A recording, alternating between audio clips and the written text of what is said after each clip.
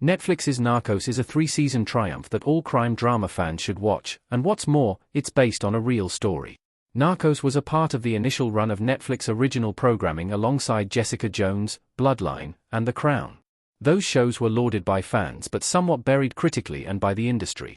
Netflix streaming, and streaming in general, was still in its early years, and the world wasn't ready for prestige television on the same app that they watched old movies. Those who did decide to check out the streamer's original offerings were rewarded with one of the best crime drama shows of the modern era. Narcos is about the rise and fall of Pablo Escobar's drug empire.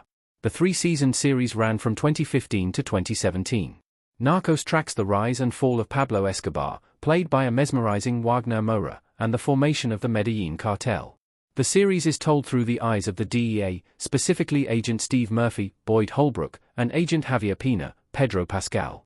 Murphy narrates the series, dropping bits of backstory about the whole enterprise. Both the DEA and the drug lord are given equal weight in the story, and we come to understand how a man like Escobar rises from a low-level smuggler to one of the most powerful drug lords in history. However, we also come to understand how interference from America both hindered and contributed to drug proliferation.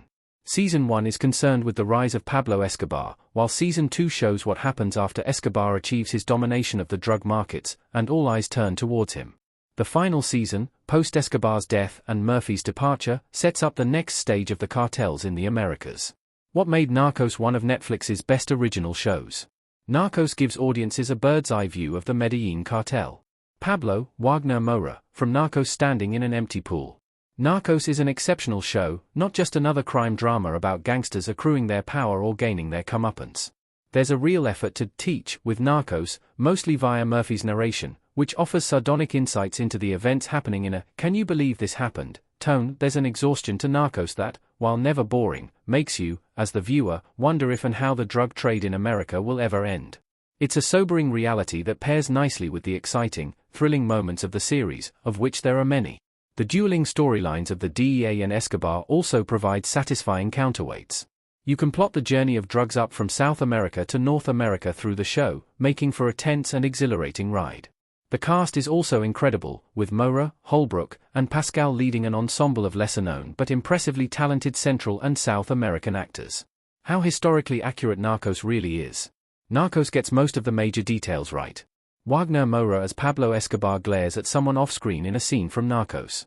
Narcos certainly dramatized some events from real life for the show, but the changes mostly had to do with names, combining characters, and slightly altering the fates of certain characters to fit within the timeline of the story.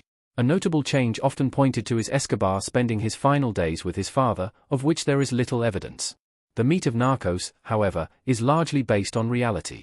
Pablo Escobar's personality, his attention given to the poor, the unbelievable amount of money he made, his death, and how it led to the formation of even more dangerous cartels, are all very true to history, even if some of the minor details are not. The details of Narcos can get a bit messy, but it's a good place to start for anyone interested in the subject. A major change the show makes is that Agent Pina never went after the Cali cartel as depicted in Season 3. The real Pina and Murphy said about the series, via THR, the show can't be that inaccurate if the people who were there don't have a big problem with it. After watching Narcos, you should also watch Narcos, Mexico. Narcos, Mexico is arguably better than the original. Felix, Diego Luna, looking angry in his chair in Narcos, Mexico. Narcos is only 3 seasons long, with only 30 episodes to chew on. However, there's more for those who find themselves completely absorbed by the story.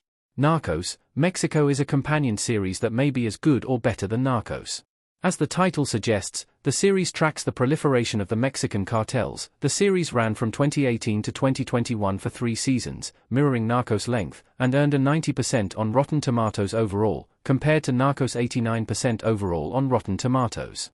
Narcos, Mexico primarily stars Michael Pina as DEA agent Kiki Camarena and Diego Luna as Miguel Angel Felix Gallardo, the de facto originator of the modern Mexican drug trade.